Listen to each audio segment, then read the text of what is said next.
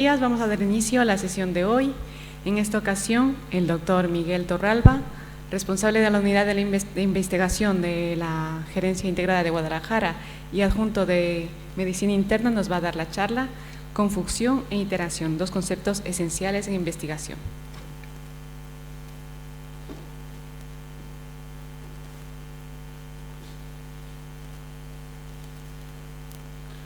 Bueno, muchas gracias. Bueno, vamos a intentar explicar un poquito de qué va esto de la confusión e interacción. Supongo que muchos lo conocéis, pero bajar un poco a la arena y hacerlo un poquito práctico, porque todos vais a enfrentaros a estos dos conceptos.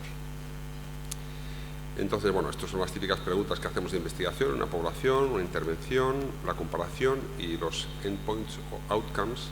Es importante que siempre recordemos que esto de intervención lo podemos llamar la variable X y este endpoint la variable Y. Lo digo esto Y y X porque parece una cosa muy obvia, pero bueno, las ecuaciones, ¿no? Y es igual a A más BX. Esto lo veremos durante la charla. Vale, entonces, antes de nada decir que hay como dos tipos de estadística. Una estadística predictiva. Su enfoque, su objetivo es predecir qué variable se asocia con un resultado. Y hay otra estadística que vamos a llamar estadística explicativa. Entonces, para poner un ejemplo, los factores predictores de mortalidad en pancreatitis aguda, los criterios de Ramson, todos conocemos muchos factores pronósticos que en función de, por ejemplo, la neutrofilia, sabemos que el paciente tiene peor pronóstico. Sin embargo, todos sabemos que la neutrofilia nada tiene que ver con la causa de que un paciente se muera teniendo una pancreatitis. Es un epifenómeno que pasaba por ahí, que predice muy bien el evento mortalidad, pero no es la causa de que se muera. Bueno, es básicamente una consecuencia. Por ejemplo, las personas que tienen los dedos amarillos, todos sabemos que la gente que tiene los dedos amarillos tiene más probabilidad de morirse de cáncer de pulmón que la gente que no tiene los dedos amarillos. Pero sabemos que la causa es el tabaco, no tener los dedos amarillos, ¿vale? Pero a nivel predictivo, tener los amarillos es muy predictor de quién va a tener un cáncer de pulmón. Y luego, a veces no tenemos ni idea. Cuando surgió el COVID, veíamos cuáles eran los factores de que la gente enfermase. Y entonces, pues de repente apareció este síntoma, ¿no?, de la anosmia. Oye, ¿la gente que tiene anosmia predice que la gente se va a morir más? Es una pregunta de investigación. O la taquipnea es un factor mucho más predictor de mortalidad. Ya os digo que la taquipnea es un factor predictor mucho más de mortalidad. Bien, estos son preguntas o factores que se llaman factores asociados a la predicción, al pronóstico de un evento.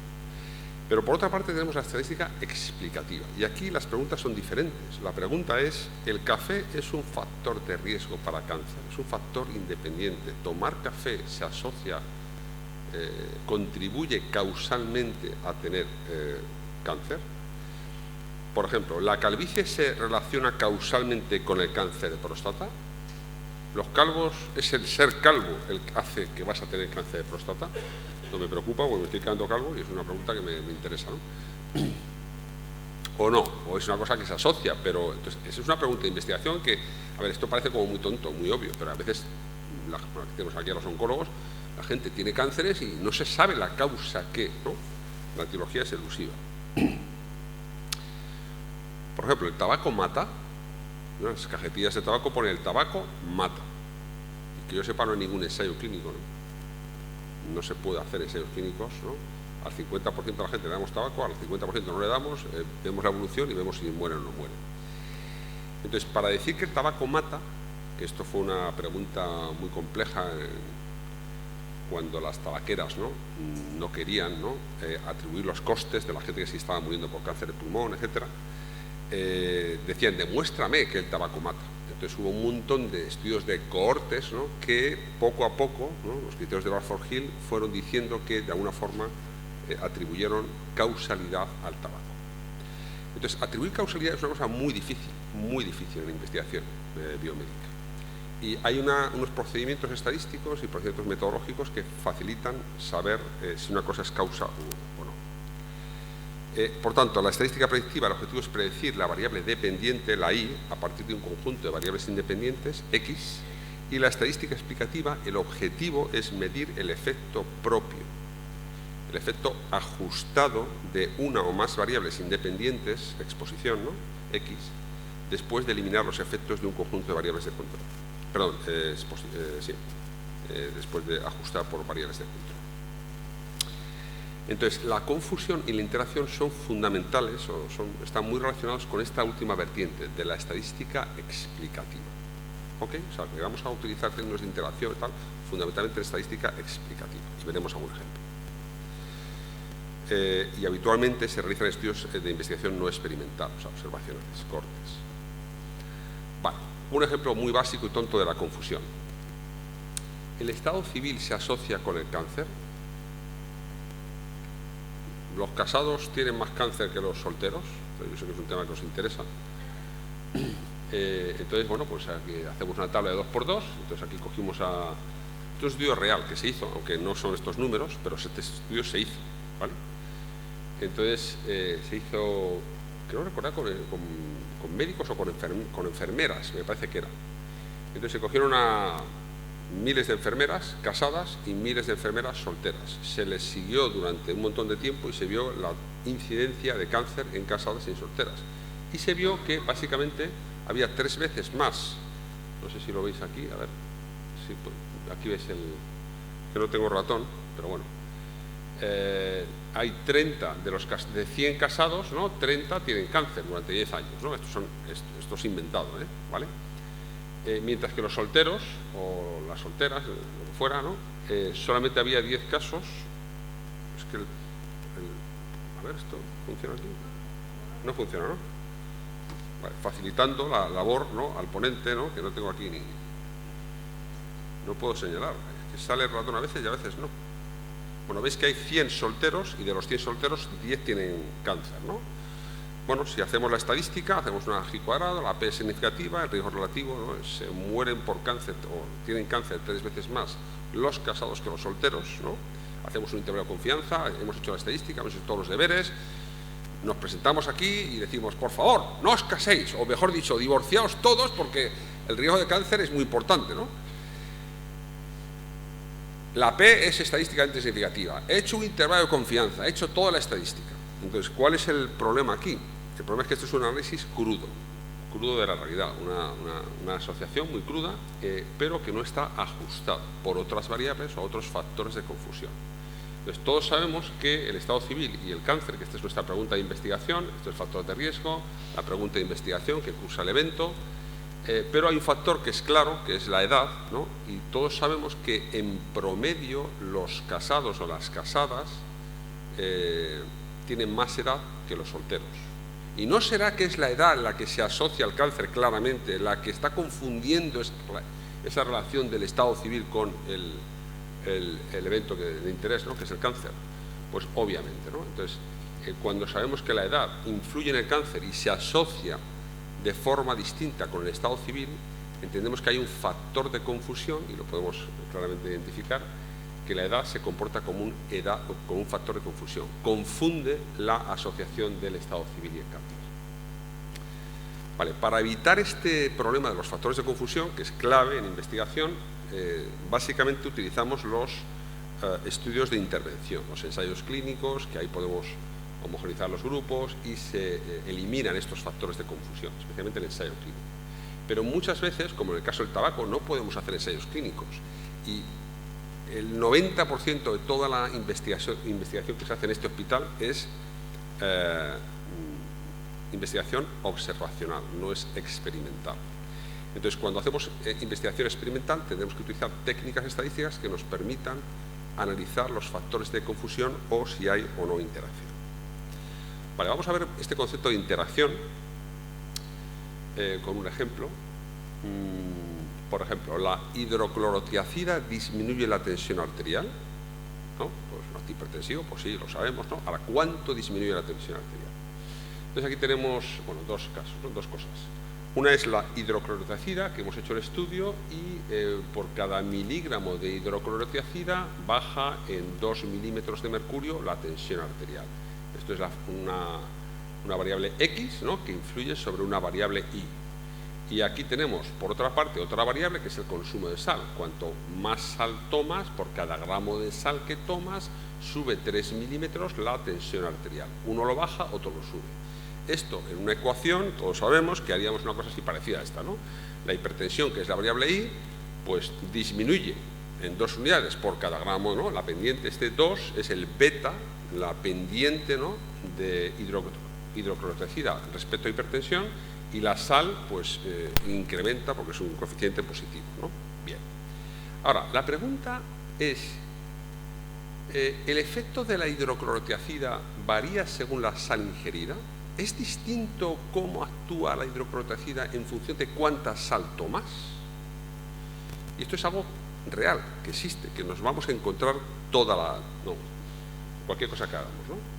Entonces, hay técnicas estadísticas, que veremos ahora un poquito cómo hacemos esto, y entonces, cuando hacemos el estudio, nos damos cuenta que en la gente que no toma sal, la hidroclorotiazida disminuye en 3 milímetros, y en los que toman sal, disminuye en 1 milímetro.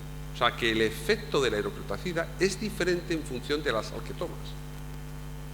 ¿Vale? Entonces, si es diferente, esta ecuación no puede ser así. No puede ser así. Entonces, ¿cómo es la ecuación? Pues la ecuación, bueno, entonces aquí decimos que la sal provoca una interacción o que la sal es un modificador del efecto de la hidroclorotiazida en la hipertensión arterial, ¿vale? ¿Cómo sería la ecuación entonces? La ecuación sería así. La ecuación es que la hipertensión depende efectivamente de la hidroclorotiazida, depende de la sal, pero depende, y aquí está un término de interacción que no sale el ratón, ¿no? ¿Veis ahí? Aquí. Veis aquí que lo que hacemos es multiplicar la hidroclorotiazida por la sal. Creamos una nueva variable. Y al crear esta nueva variable vemos si este término de interacción es estadísticamente significativo. Si es estadísticamente significativo, tenemos que meter este término de interacción en la ecuación, y al meterlo lo que ocurre es que este coeficiente inicial, que era 3,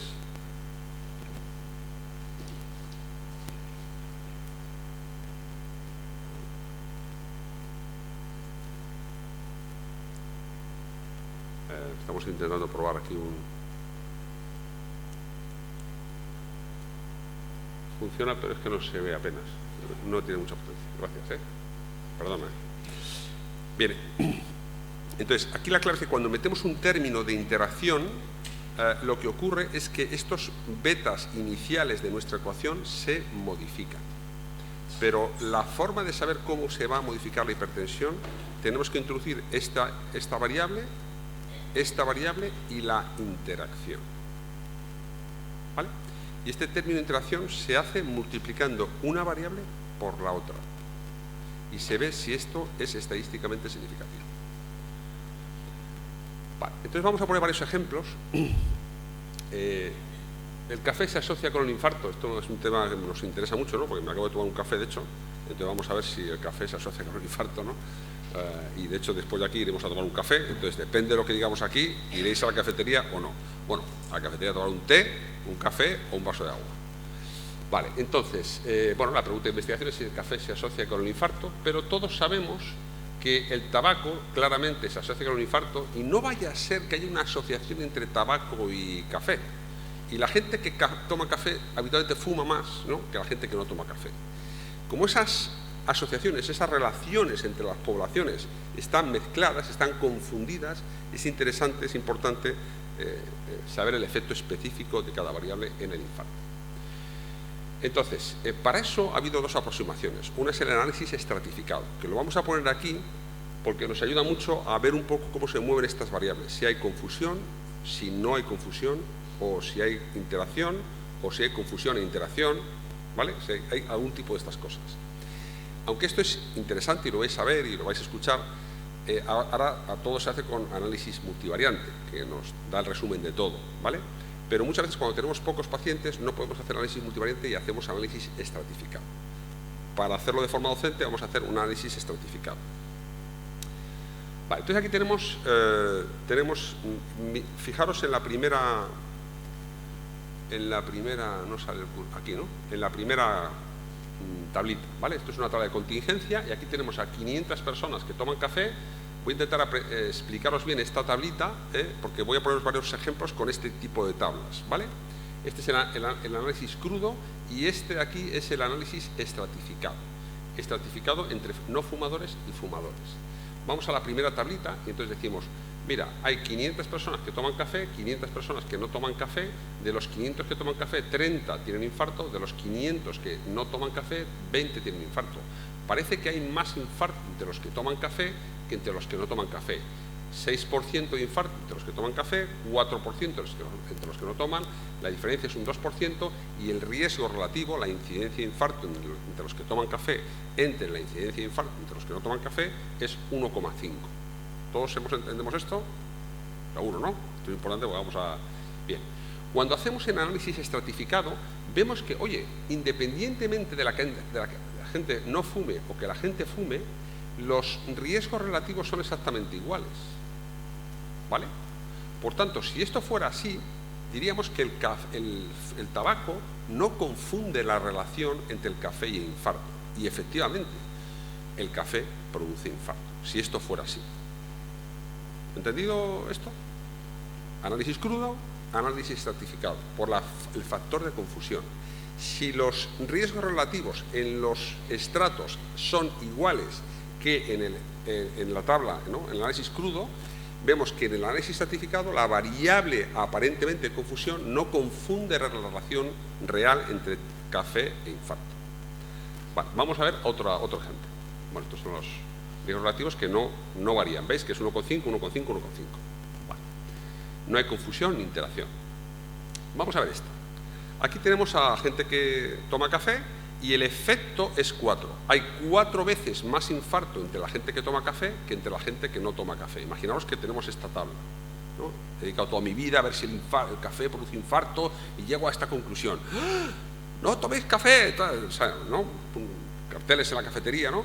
Pero, claro, alguien me dice, oye, a ver si va a ser el tabaco el que confunde la relación. Entonces hago el análisis estratificado. Y en el análisis estratificado me sale lo que realmente ocurre. Esto es lo que ocurre en la realidad.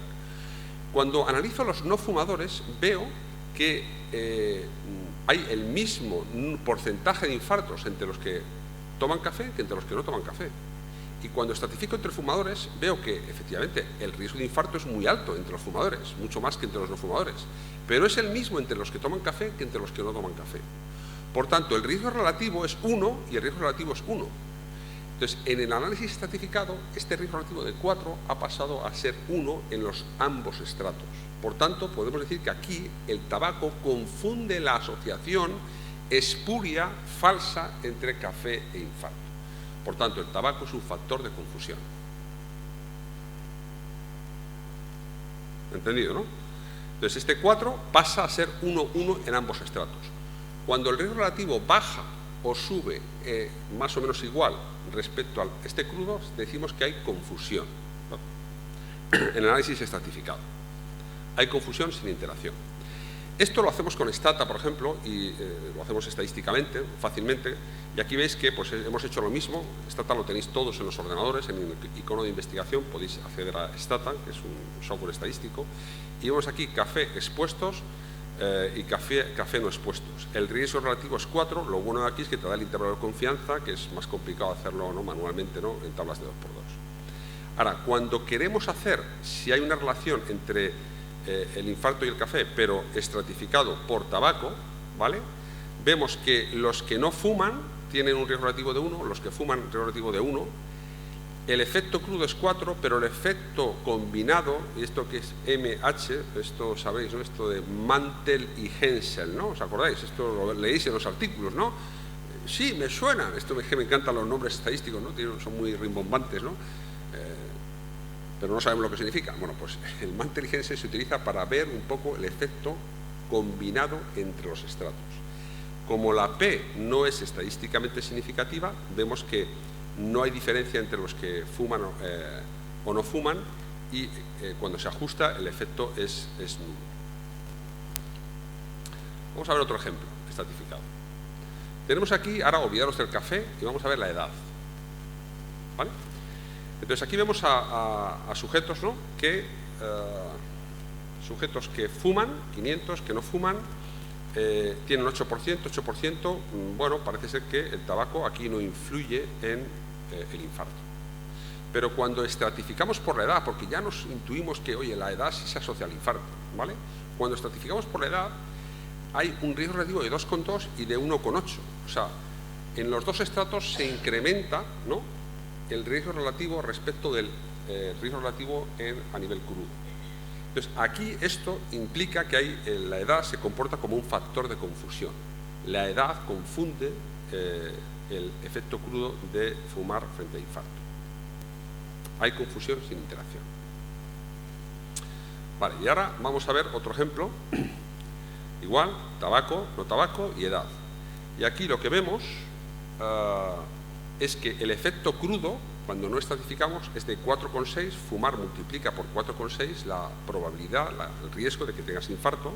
Pero cuando estratificas entre menos de 45 y más de 45, lo que vemos es que en los jóvenes, por así decirlo, el efecto es menor que a nivel crudo y en los mayores el efecto es mayor. O sea que el crudo era así, pero cuando estratificas en los jóvenes es así y en los mayores es así. O sea, no suben y bajan a la vez, sino que uno baja y otro sube. Ahí hay una interacción. No se comporta el tabaco igual en los jóvenes que en los fumadores. El riesgo no es homogéneo, sino que es distinto, impacta de una forma distinta en función de la edad, ¿vale? Entonces aquí tenemos interacción sin confusión. Y vemos, ¿no?, un poco, ¿no?, que entonces diríamos que la edad es una variable de interacción o modificadora del efecto porque impacta de forma distinta el riesgo de infarto, ¿no? El riesgo de infarto es muy distinto entre fumadores en los que tienen más edad que en los que tienen menos edad, ¿no? Cuando las curvas se separan, no son paralelas, sino bueno, no son paralelas, entonces pues se produce un término de interacción. Y ya por último, el último ejemplo a nivel estratificado, tenemos aquí lo mismo, fumar y menos o más de 45 años, el riesgo crudo sería 3,8, pero aquí tenemos que baja 1,5 y que baja 3,6. La diferencia entre los estratos es importante, pero además bajan en los dos estratos. Entonces aquí había confusión e interacción. A ver, esto es complicado así si no ves las tablas poquito a poco, ¿no? Pero está grabándose la sesión y podéis repasar las tablas. Vale. Esto dice, bueno, Miguel, me parece muy bien, muy interesante, tal, pero esto a mí que me afecta, que yo esto a mi plin, ¿no? No, a mi plin no, porque todos los días leemos artículos, ¿no? Y de repente en los artículos empieza a haber una cosa que pone P de interacción. Y cuando tú preguntas a la gente, ¿y esto qué significa? Pues la gente no tiene ni idea de lo que significa. Entonces, por eso es fundamental que sepamos lo que significa la interacción y la confusión. Claro, esto es un ensayo clínico, y el ensayo clínico elimina los factores de confusión. Pero ¿qué pasa con la interacción? Entonces, un estudio, he cogido uno cualquiera, ¿no? Empagliflozina, que está muy de moda ahora, ¿no? Y los eventos cardiovasculares o la mortalidad en los pacientes diabéticos tipo 2. Ya sabéis que pues, es un fármaco muy interesante, muy útil, disminuye, ¿no? Pues aquí tenéis aquí los hazard ratio, ¿no? O las tasas de incidencia, ¿no? Los hazard ratio, ¿no? Y entonces parece pues es significativo, ¿no? Que la empagliflozina funciona, fenomenal, vale. Pero cuando hacemos análisis de subgrupos, ¿vale?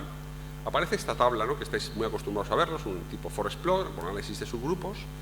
Y lo que vemos es que, bueno, esto de aquí es el evento primario y este es el secundario, ¿vale? Entonces vamos a fijaros en el evento primario, que es, o sea, el endpoint primario. Entonces aquí la clave es que el efecto en todos los pacientes fue este, pero cuando haces análisis por subgrupos, aquí aparece una cosa que pone P-value for interaction. Entonces, pues tenemos que saber qué es esto. Porque si no sabemos qué es esto, pues mal habíamos. O sea, nosotros muchas veces tenemos la sensación de que leemos información, pero somos analfabetos funcionales. Desconocemos lo que estamos leyendo. Y si no entendemos lo que leemos, no podemos interpretarlo. Y si no podemos interpretarlo, no podemos aplicarlo a nuestros pacientes.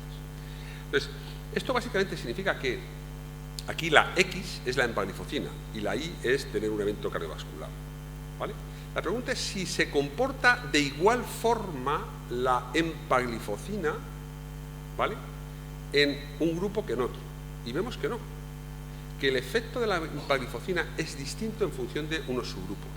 Esto se testa estadísticamente y efectivamente aquí vemos, por ejemplo, que en los menores de 65 años la empaglifosina no afecta, ¿vale?, a los eventos cardiovasculares, y cuando es verdaderamente útil es en los mayores de 65 años. Entonces, si queremos reducir eventos, pues tenemos que saber a qué subgrupo lo hacemos. O, por ejemplo, esto que es interesante, ¿no? La empaglifosina es mucho más eficaz en la gente que no está mal, muy mal, con una glicada de menos de 8,5, que la gente que está fatal, ¿vale? Y esto es una P de interacción, mientras que cuando aquí las P's no son significativas, lo que podemos decir es que el efecto de la empaglifosina es independiente de la variable del sexo, de la raza, del índice de masa corporal, de la presión o del filtrado glomerular estimado. ¿Vale? Vale.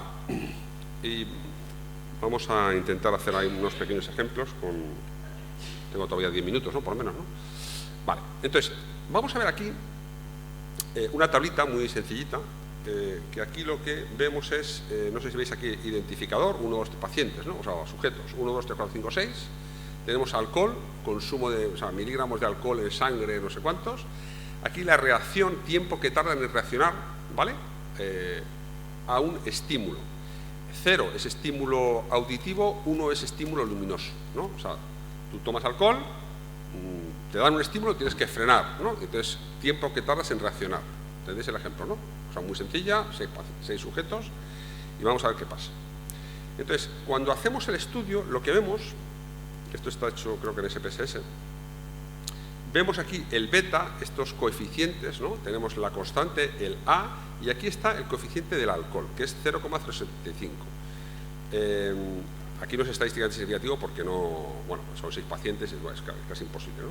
Pero este sería el beta, ¿no?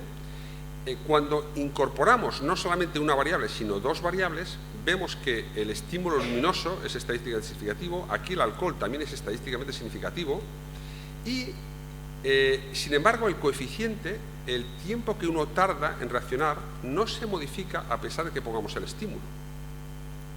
Al no modificarse este coeficiente beta, al incorporar esta variable, sabemos que el estímulo no es un factor de confusión. Esto es como se analiza la confusión y la interacción a nivel estadístico cuando hacemos estadística, ¿no? Entonces aquí,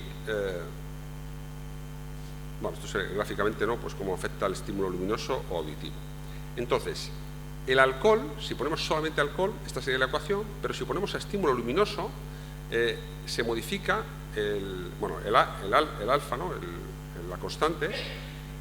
Esto es como impacta la reacción el tomar alcohol o que tengas un estímulo. Si es luminoso, la reacción es mucho mejor que si es auditivo, ¿vale? Es como sería. Perfecto, fenomenal.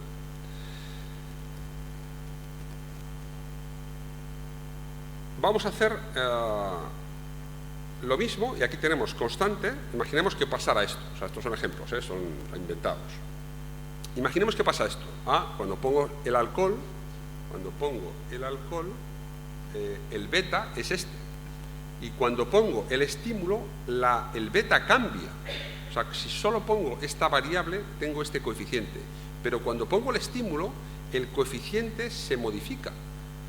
Por tanto, es fundamental, ¿vale?, saber el efecto específico, independiente, ajustado del alcohol en función del estímulo. Al modificarse este coeficiente, tenemos que entender que es importante meter esta variable para saber cuál es el efecto específico del alcohol ajustado por el estímulo. Es como cuál es el efecto del café ajustado por el tabaco. ¿Cuál es el efecto del tabaco ajustado por la edad? Para saber, para que no esté confundida la relación. Ahora,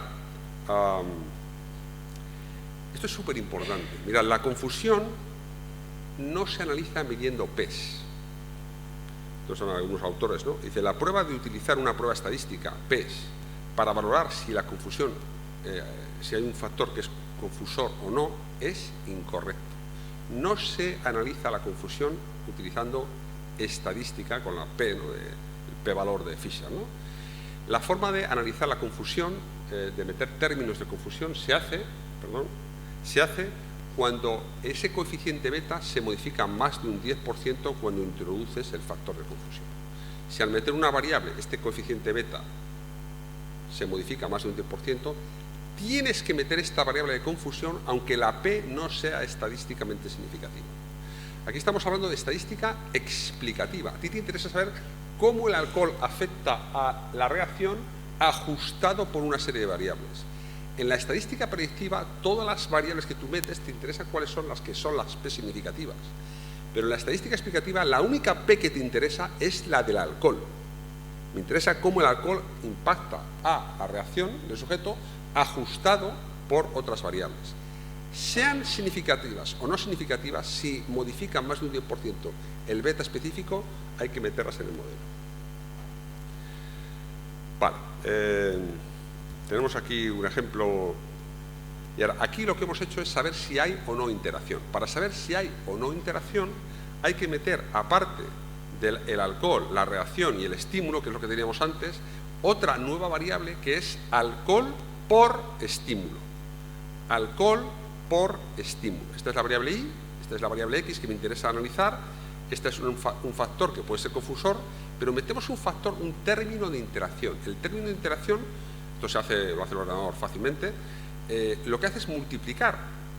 0 por 0 es 0, 20 por 0 es 0, 40 por 0 es 0, 0 por 1 es 0, 20 por 1 es 20, 40 por 1 es 40.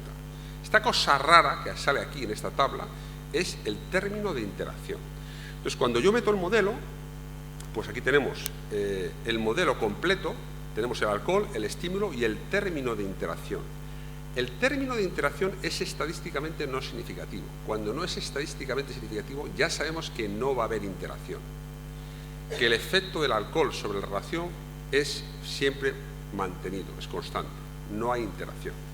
Si este efecto, si este término de interacción es estadísticamente significativo, entonces sí que vamos a tener que meter este parámetro de interacción en el modelo.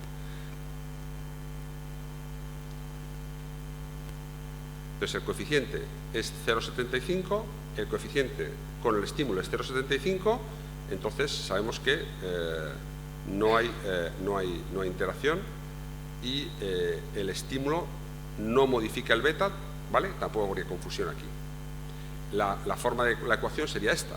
Entonces, si os dais cuenta, la reacción depende de una constante más el beta del alcohol, el beta del estímulo y el término de interacción es 0. Multiplicar este término por 0 es anular el término de interacción. No hace falta meter la interacción en el modelo.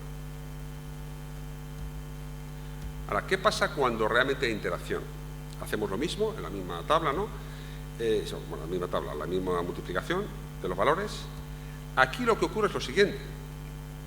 Veis aquí en la tabla esta, ¿no?, que el término de interacción es estadísticamente significativo. La P es menor de 0,05. Entonces parece ser que, ojo, no se va a comportar lo mismo la reacción en los pacientes que toman alcohol en función de qué tipo de estímulo tengan.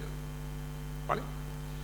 Entonces, si no hubiéramos metido el término de interacción, sería 0,125 por el estímulo, pero cuando metemos el término de interacción, se modifican estos coeficientes. Entonces, mirad, la ecuación en solamente el estímulo auditivo sería de esta forma, la ecuación cuando metemos solamente el estímulo luminoso sería de esta forma, la ecuación del alcohol, tanto con estímulo luminoso como con estímulo auditivo, sería de esta forma, la ecuación cuando metemos el alcohol y el estímulo luminoso sería 0,125 y 3, 0,125 y 3, sin término de interacción, pero estas no son las correctas ecuaciones, las correctas ecuaciones son estas. Tenemos que meter el término de interacción 0,1 y al meter este término de interacción se van a modificar estos coeficientes. Ya no son fácilmente interpretables estos coeficientes, porque estos coeficientes, cuánto impacta el alcohol en la reacción, va a depender no solo del estímulo, sino del estímulo con el alcohol que tomas. Y lo complica.